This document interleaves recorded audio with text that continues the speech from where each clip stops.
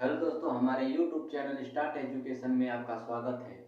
आज हम आप लोग को 11th के दूसरे बुक जो सेकंड बुक है प्रत्यास्थता उसे पढ़ाएंगे। पहला चैप्टर उसमें आपका प्रत्यास्थता है, तो आप लोग को प्रत्यास्थता आज हम पढ़ाएंगे। प्रत्यास्थता में क्या होता है, देखिए पहली बात तो 11th में आप लोग को 5 चीज पढ़ना है। 5 चीज में क्या होता है आपका, पहला देखिए 5 चीज में आपका आता है, देखिए कि पहला देखिए आपको पढ़ना है यांत्रिकी। यांत्रिकी आपको पहला पढ़ना है यांत्रिकी, दूसरा पढ़ना है आपका तरंग। तरंग आपका दूसरा पढ़ना है तरंग, तीसरा पढ़ना है प्रकाशिकीय, तीसरा प्रकाशिकीय, और चौथा पढ़ना है आपका विद्युत। विद्युत आपका चौथा पढ़ना है विद्युत, और पांचवा पढ़ना है आपका पांचवा आपको पढ़ना है चुंबकीय। चुंबकीय ये 5 चीज आपको पढ़ना है हमारे 11th के सिलेबस में। 11th 12 दोनों के सिलेबस में मिलाकर यांत्रिकी, तरंग, प्रकाशिकी, विद्युत और चुंबकीय, इसी 5 चीज से क्वेश्चन मिलता है और हमको यही मुख्य रूप से पढ़ना है। देखिए प्रकाशिक और चुंबकीय आपका एक ही आता है। यांत्रिकी, यांत्रिकी को मैकेनिक्स बोलते हैं। मैकेनिक्स इसी को कहते हैं मैकेनिक्स। आपको कॉम्पिटिटिव एग्जाम में भी मैकेनिक्स पूछता है, तो आपको ये 5 चीज पढ़ना है। यांत्रिकी के अंतर्गत ही प्रत्यास्थता हमारा आता है। यांत्रिकी के अंतर्गत ही आपका प्रत्यास्थता आता है। तो हम मैकेनिक्स के कुछ पढ़ेंगे, जैसे प्रत्यास्थता हुआ, विरूपक बल हुआ, तरंग, मतलब कि सब हमारे बुक में दिया है। इसका आज हम अध्ययन करेंगे। तो देखिए यांत्रिकी में आपका 3 चीज आता है। यांत्रिकी में आपका क्या आता है, 3 चीज। 3 चीज में आता है, एक होता है प्रत्यास्थ, दूसरा होता है संघट्ट, और तीसरा होता है दृढ़ पिंड। तो प्रत्यास्थ यांत्रिकी के अंतर्गत, तो यांत्रिकी 3 प्रकार के होते हैं। देखिए यांत्रिकी आपका 3 प्रकार का होता है। यांत्रिकी 3 प्रकार का होता है। देखिए पहला होता है प्रत्यास्थ। प्रत्यास्थ पहला होता है प्रत्यास्थ, दूसरा होता है संघट्ट,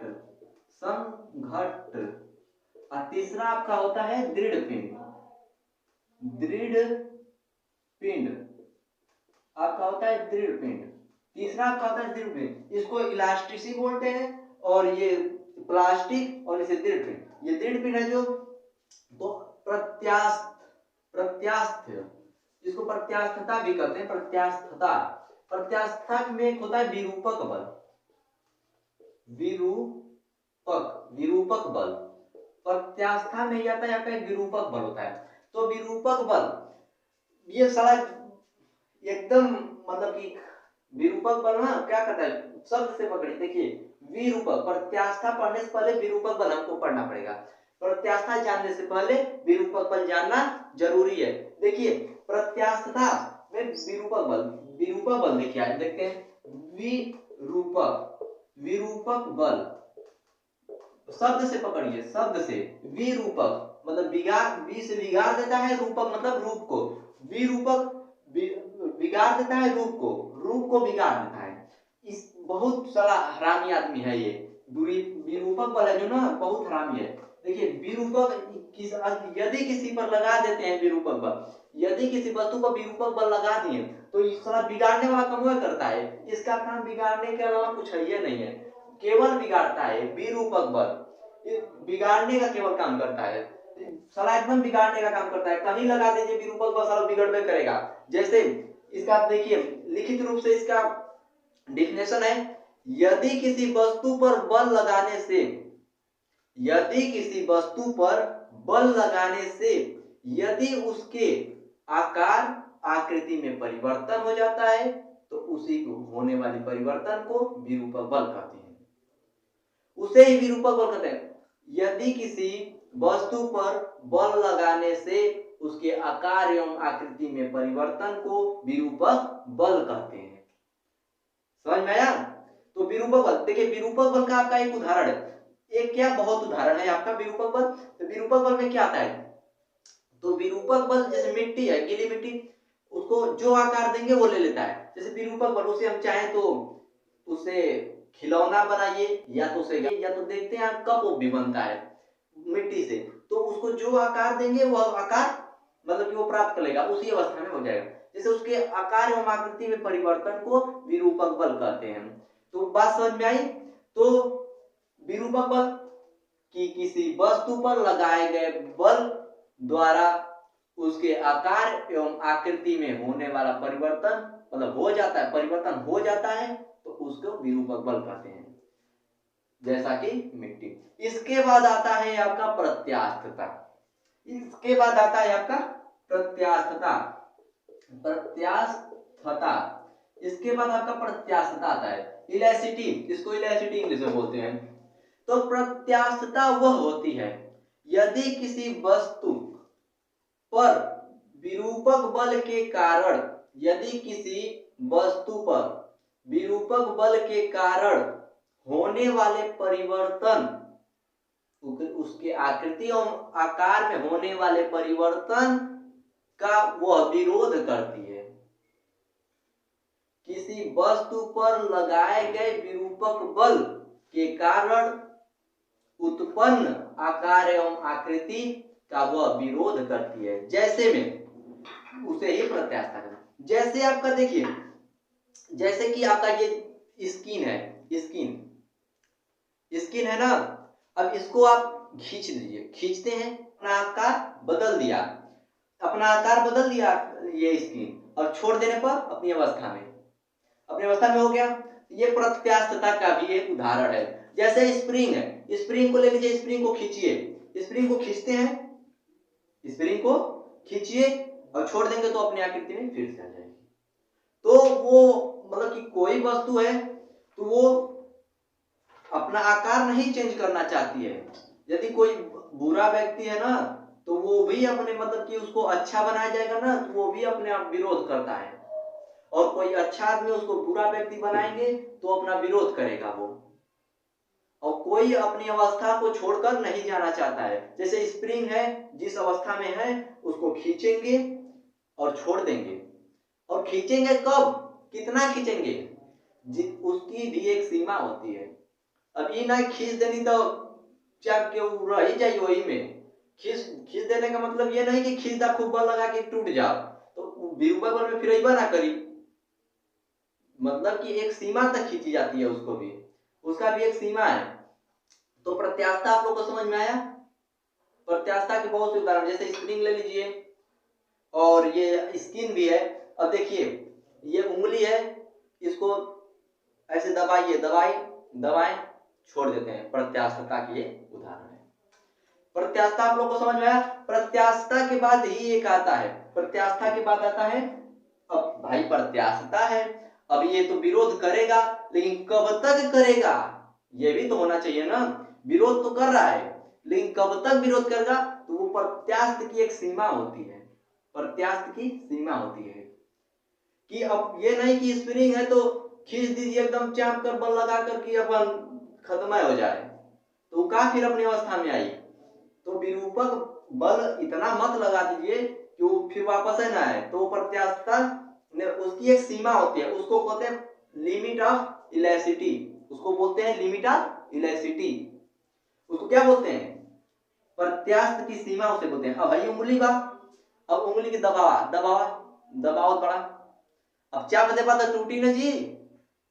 अब एक सीमा तक तो गई है, एक अपने सीमा तक गई, अब चाप के तो टूटी ना जाए उंगली, तो प्रत्यास्थता कैसे हुई।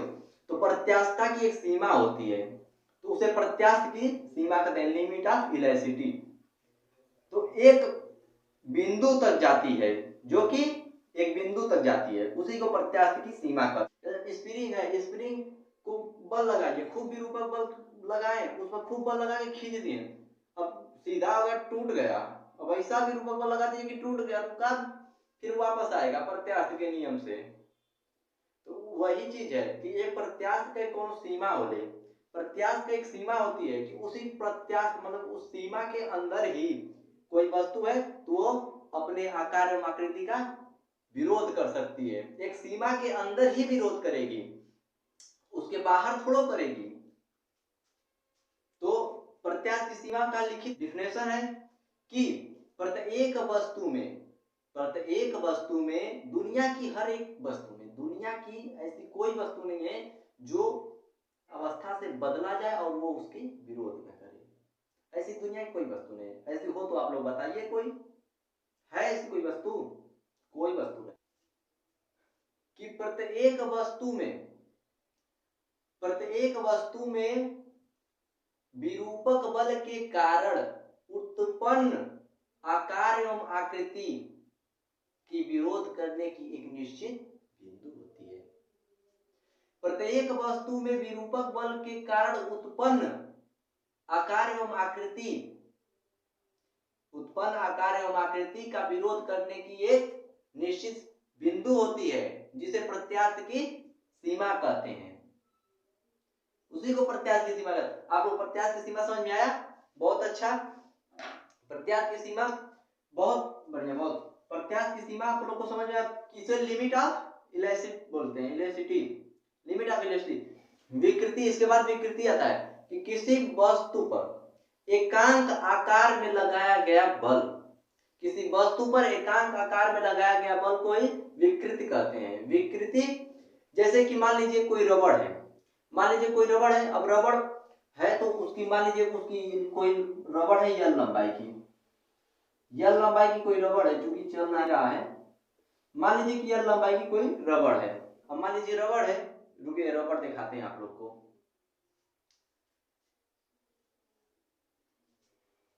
देखिए रबड़ है ना, अब इसको खींच देते हैं। ये रबड़ पहले छोटा था, अब खींच दिए, इतना मान लीजिए बड़ा हो गया। ये रबड़ है, खींच देते हैं, इतना बड़ा हो गया ना, तो रबड़ मान लीजिए यल लंबाई का कोई रबड़ है, कैपिटल यल लंबाई का एक रबड़ है। अब उसको खींच देते हैं, खींचने के बाद वो यल लंबाई बढ़ जाता है, मतलब स्मॉल यल बढ़ जाता है, तो इसकी विकृति क्या होगी? डेल्टा यल, मतलब कि डेल्टा यल कब लिखते हैं? जब आंशिक होता है, मतलब थोड़ा सा लंबाई, डेल्टा यल थोड़ा सा ही बढ़ेगा, तो delta L by capital L, मतलब पूरे लंबाई से छोटे वाली लंबाई में भाग दे देंगे, तो वही आपका लंबाई बढ़ा होता है। तो इतना समझ में आया आप लोग को? विकृति 3 प्रकार की होती है, उसको देख लीजिए। पहला होता है अनुदैर्ध्य विकृति, अनुदैर्ध्य विकृति, और दूसरा आपका होता है अनुदैर्ध्य विकृति, दूसरा होता है आयतन विकृति, आयतन विकृति, दूसरा होता है आयतन विकृति, और तीसरा होता है आपका दृढ़ विकृति, दृढ़ विकृति।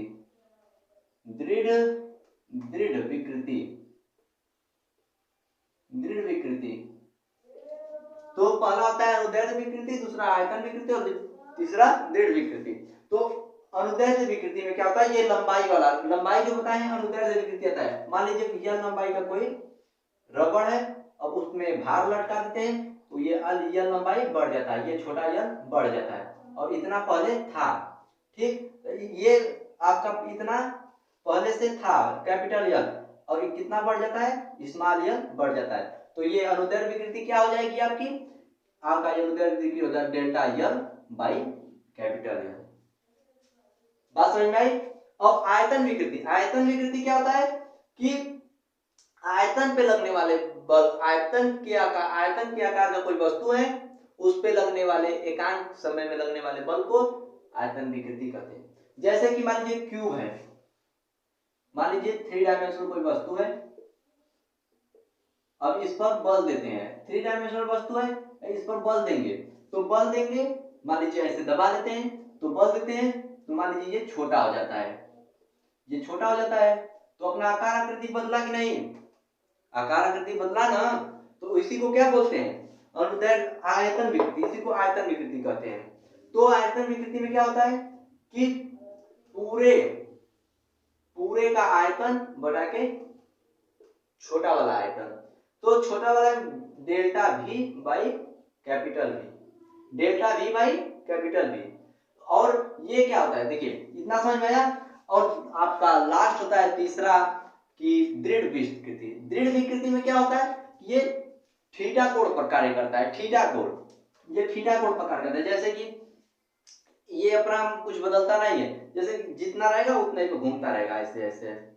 जैसे पेंडुलम, पेंडुलम देखे हैं ना, पेंडुलम, सुई की पेंडुलम, अब ऐसे रहेगा और ऐसे घूमते रहेगा, उसका एक दूरी निश्चित होता है, अब एक ही कोण पे घूमते रहेगा। अब जैसे वाइपर होता है वो गाड़ी का वाइपर जो शीशा साफ करने वाला, वो एक कोण में ही घूमता रहता है, एक थीटा कोण में, मतलब एक निश्चित उसका बंधा हुआ है कि उसी पर ही घूमेगा, उससे बाहर नहीं जा सकता, कि ऐसे ऐसे साफ करता है, जितना में रहेगा उतना साफ करेगा। तो इतना समझ में आया, इतना समझ में आया, बहुत अच्छा, बहुत अच्छा। आयतन विकृति किसे कहते हैं, बहुत बढ़िया। अस्ता किसे कहते हैं, बहुत अच्छा। तो अब हम कल पढ़ेंगे हुक का नियम, कल क्या पढ़ेंगे, हुक का नियम। तो आज के लिए इतना ही, धन्यवाद, जय हिंद। तो चलते हैं।